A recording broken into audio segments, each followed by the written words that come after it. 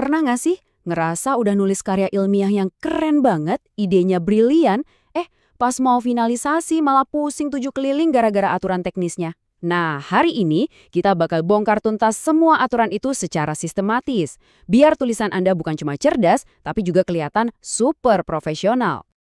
Kita semua pernah kan, udah riset berjam-jam, nulis sampai larut malam, tiba-tiba harus berantem sama margin, spasi, sama cara ngutip yang bener. Rasanya itu kayak rintangan terakhir yang paling nggak penting tapi paling nyebelin sebelum garis finish. Tapi tenang, Anda nggak sendirian kok. Yuk, dalam beberapa menit ke depan, kita bakal ubah semua kebingungan ini jadi kejelasan. Kita akan bedah satu persatu aturannya, biar Anda bisa fokus lagi ke hal yang paling penting, yaitu kekuatan ide Anda. Oke, kita mulai dari yang paling dasar ya, format. Anggap aja ini fondasi rumah. Kalau fondasinya kokoh dan rapi, seluruh bangunan, atau dalam hal ini karya tulis Anda, bakal kelihatan kredibel bahkan sebelum orang baca kalimat pertamanya. Nah, ini dia contekan teknisnya. Tapi, ada alasannya loh di balik setiap angka.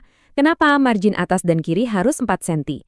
Itu buat ngasih ruang kalau tulisan kita mau dijilid, jadi nggak ada teks yang kemakan. Terus, margin kanan dan bawah cukup 3 cm aja. Ini pas banget buat kenyamanan mata waktu membaca. Terus lihat deh penomoran halaman.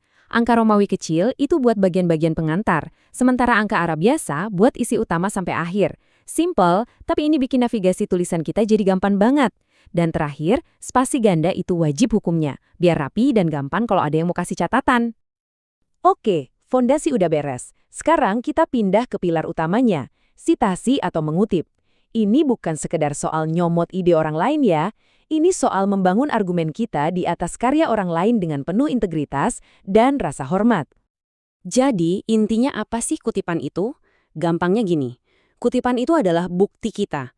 Waktu kita mengutip, kita seolah-olah bilang, "Hey, argumen saya ini kuat loh, bukan asal ngomong. Ini buktinya, didukung oleh sumber yang valid dan bisa dicek." Inilah yang bikin tulisan ilmiah itu beda dan, ya, ilmiah. Secara umum, ada 2 cara buat minjem ide. Pertama, kutipan langsung. Ini kita copy-paste plek ketiplek. Biasanya dipakai kalau kalimat aslinya itu benar-benar kuat atau khas banget. Kedua, kutipan tidak langsung, atau yang sering kita sebut parafrasa. Di sini kita ambil intisari idenya, terus kita tulis ulang pakai gaya bahasa kita sendiri. Dua-duanya sah, yang penting satu, sumbernya wajib dicantumin. Nah, kalau kutipannya pendek, aturannya gampang banget. Kutipannya itu langsung nyambung aja di dalam paragraf kita. Tinggal kasih tanda petik di awal dan akhir, spasinya tetap sama. Dan tentu saja kasih referensi sumbernya persis di belakangnya. Simple kan?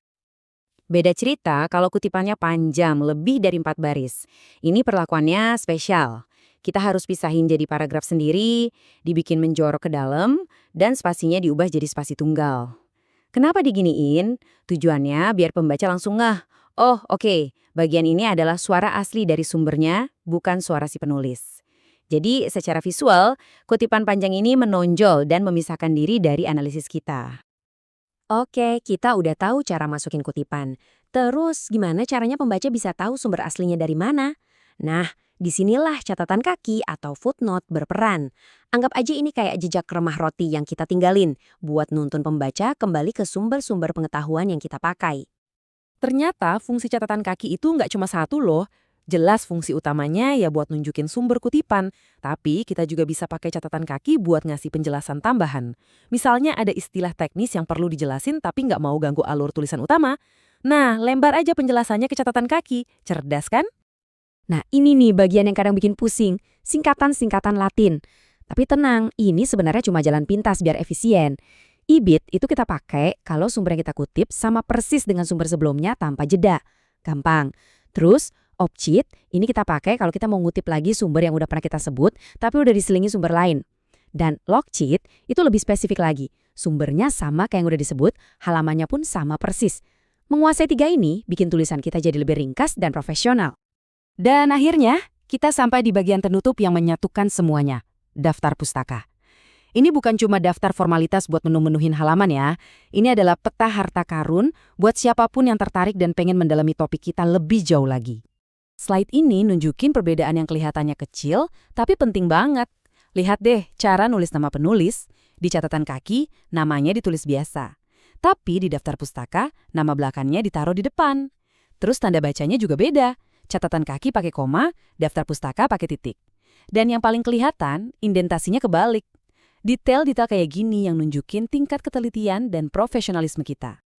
Ini dia ringkasan aturan mainnya. Semuanya harus urut abjad berdasarkan nama belakang penulis, biar gampang dicari. Terus, pakai indentasi gantung atau hanging indent, supaya mata kita gampang mindai daftar nama penulis. Aturan-aturan soal penulis jamak dan judul yang dicetak miring ini adalah standar universal. Jadi, akademisi dimanapun bisa baca dan paham daftar pustaka kita. Kutipan ini benar-benar merangkum semuanya. Daftar pustaka itu adalah bentuk tanggung jawab intelektual kita. Ini yang memungkinkan karya kita diverifikasi, transparan, dan yang paling penting, membuka jalan buat penelitian-penelitian baru. Inilah jantung dari semangat ilmiah itu sendiri.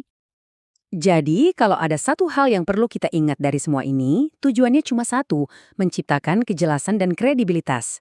Setiap aturan, dari margin sampai cara nulis daftar pustaka, itu semua dirancang buat bikin argumen kita lebih gampang diikuti, lebih bisa dipercaya, dan pada akhirnya jauh lebih meyakinkan. Jadi, setelah kita bedah semua ini, coba deh pikirin, aturan mana nih yang kira-kira bakal paling mengubah cara Anda menulis ke depannya. Mungkin soal cara memperlakukan kutipan panjang, atau mungkin soal detail-detail kecil di daftar pustaka? Apapun itu, ingat ya, semua aturan ini bukan buat membatasi, tapi justru untuk memperkuat dan memprofesionalkan ide-ide brilian Anda. Terima kasih sudah menyimak.